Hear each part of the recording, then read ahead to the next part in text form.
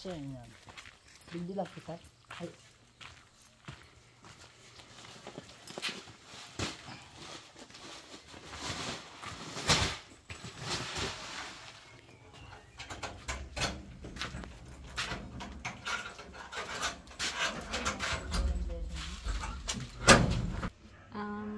Kuya Bal, maraming salamat po sa pagtulong mo po sa akin na tuloy-tuloy po ng pagtulong sa akin. Maraming salamat po at muling nabisita po ninyo ako at binigyan po ninyo ako ng bigas.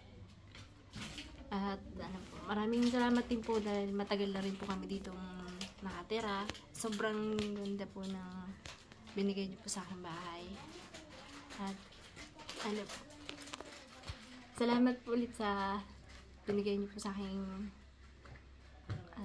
bigas po. At nasabihin ko lang po sana na gusto rin pong dito mag-aaral ng mga anak ko. Kaya sana po suportahan niyo pa rin po kami ng ng matagal para makapag-aral po mabuti yung mga anak ko. Dahil gusto po nila dito na po sila mag-aaral at may sarili pong bahay dito. Doon po nangungupahan lang po din yung mama ko eh. Kaya dito na lang po sila mag-aaral. Sana po matulungan nyo pa rin po ako. Bigyan nyo pa rin po ako ng pangangailangan po ng anak ko. Katulad po ng na po yun, malaking tulong na po yung pagbibigay sa amin ng bigas para sa araw-araw po namin pagkain. Sa mga anak ko po, sana po pag nandito na po sila, punta po ulit kayo dito. Kasi mapunta po sila dito sa isang araw po siguro. Nasa po yung, nasa bianan ko po yung isa, tapos nasa akin po yung 4. Ay po. Dito na lang po sila mag-aaral. Sana tuloy-tuloy po yung pagtutulong ni Kuya Bal at sa mga nagsusuporta po na mga gusto pong tumulong sa akin. Maraming salamat po sa inyo.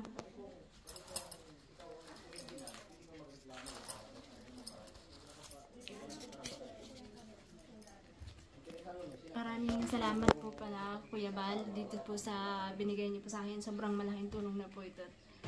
May maiibigay po ako sa anak ko sa pagpunta po nila dito. At mahalating po sila dito sa isang araw. Kasama po yung nanay ko. Maraming salamat po sa bigay niyo po sa akin. Sa lahat po, maraming salamat po sa inyo.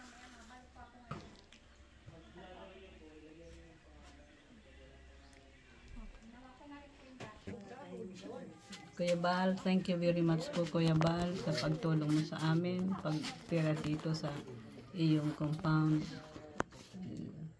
Sa ngalan po ng Panginoon, maraming salamat po. Ginawa kanyang guide sa amin. Magkaroon lang po ng tirahan. Dahil doon na nga po kami nakikitulong sa Superline. Kaya lang talagang pinapaalis na kami. Kaya nakatawag kami sa iyo nung naka-online ka. Kaya nakiusap kami sa iyo. Kaya ora mismo inaksyonan mo din po agad. Kaya maraming salamat po Kuya Bal. Ngayon po, tahimik na nga po kami rito. Ang kuwan lang po namin kahit walang income. Kaya kung pwede, kailangan ko ng makina mapagkahiyan. Kahit papano, makakuha ako ng mga tahiin, may konting income, pambili ng kung ano kailangan dyan, kape, gatas, asukal, ganun, ulam. Kaya yun lang po ang inaano ko po. Saka nag-aantay din po ako ng pension ko. Habang next week pa daw po yata siguro. Pero complete na ang papers na binigay po sa akin. Ang problema kung pamasahe ko papuntang Panganiban na naman. Tuwing punta kong Panganiban ay kung kanino ako nakikiusap, nakikihiram ng pamasahe, talaga pong wala. Kaya sorry na lang po Kuya Bal kung sige ang daing namin sa iyo. Dahil talaga pong walang-wala. Pero ang pension po namin ngayon po ay medyo mataas-taas kasi na-implement na yung 1,000 monthly ni President Marcos. Kaya ngayon na June, tatanggapin namin ay 6,000. Tapos next naman sa December na another 6,000. Kaya paunti-unting panggastos namin, ganun. Makakasurvive din. Dito po sa bahay, tahimik po kami dito, Kuya Bal. Maganda ang kwan dito.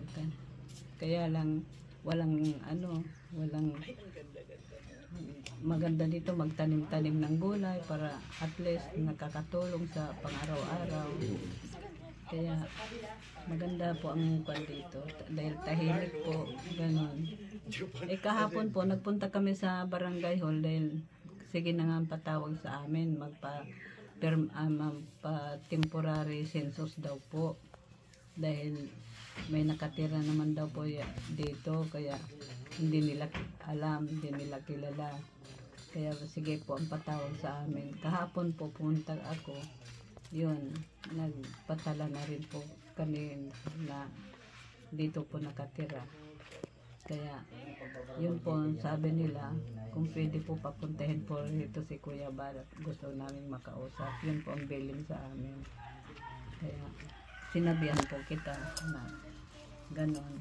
Tapos Thank you, Bill. Ay, maraming salamat, Kuya Bal, sa at least makakatulong din po ito sa amin, ang pangangailangan namin. Kaya pumunta kami sa iyok ngayon dahil na puro kami financial problem po. Kasama ko si Juan sa kasi Mary Jane. Kaya puro financial problem po ang problema. Sorry na lang, Kuya Bal, kung wala ka siguro kung paano. Kung minsan po talaga, Kuya Bal, namamalimos po talaga ako dahil wala pa naman napapasadahan tong anak ko. Naghahanap nga po siya mapapasadahan, kaya baka sabi ko, ano kaya kung bumalik ka ng panganiban ka kung gano'n. Wala siya matutulayan din po doon. Ayaw naman niyang lumayo sa akin dahil sa sitwasyon ko nga po, baka bigla akong atakehin, sino mag-aasikaso sa akin. Kuya Bal, nagpapasalamat po ulit ako dito po sa tinirahan po namin na bahay po ay tahimik po kami. Maganda po ang kapaligiran, talagang tataniman na lang po. Saka po wala po akong comment dito sa bahay. Ano po dito ay peaceful po, wala pong gulo. Kaya po ang inaano ko lang po, sana'y mahanapan po sana kung mababoundirahan po na tricycle para po may daily income po. Yun lang po, Kuya Bal, maraming salamat po. At sa inyo, Kuya Bal, siguro po kung saan kami po ngayon nakikitira. At saka maraming salamat po at hulog ka po ng Diyos sa amin. Ikaw po ang ginawang guide para po magkaroon kami na matitirahan po ulit. sige na.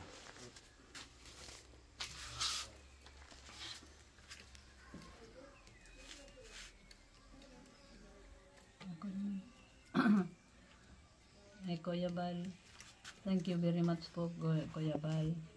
At alam po talaga ng Panginoon po, Kuya Bal, na ikaw ang hulog ng langit po sa amin. Ginawa ka lang yung guide para makahawas kami sa ganitong kalagayan. Kaya maraming salamat po. Kaya gagawin po namin ang buong katapatan ng pagtira po dito na hindi magiging balakid o problema sa pagtira po dito. Maraming salamat po, Kuya Bal. Natugunan po ng Panginoon ang aming mga kahilingan na may matirhan kami. Kaya maraming salamat po. Hindi pa po naayos at pumupaglagyan ng damit. Wala lang kaming mga gamit pa. Kaya Durabox, ganyan damit. Saka ang kuryente po kaya magkakaroon po kaya o sa sarili ng pagkabit. Kuya Bal, kahit solar lang po sana, magkaroon lang kaming ilaw dahil umaasa lang kami sa liwanag ng solar light ng mga katabi. Kaya paggabi po, Ang dilim po talaga, wala kaming ilaw. Okay. Ang sinag ng ilaw ng mga solar light ng mga katabi namin, doon lang kami nagdedepende po. Kaya kung pwede po, kung may extra kang solar light, pahingi din po para magliwaliwanag lang po. Kaya ang gawa namin, dahil basta madilim, alas 5:30 o alas 6, kumakain na po kami ng gabihan namin para hindi madilim. Kaya, wala pa naman po kasi kaming pambili po ay kaya maraming salamat po.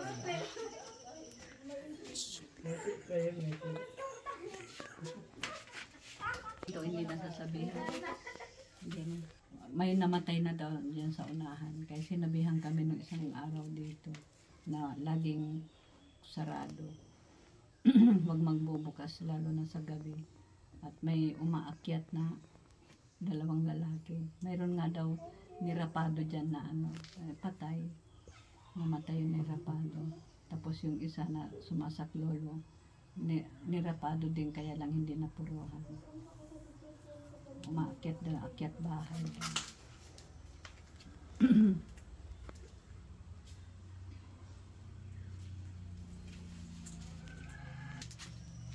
Kuya Bal, sana po makabisita ka po rito na makita po ang sitwasyon namin dito.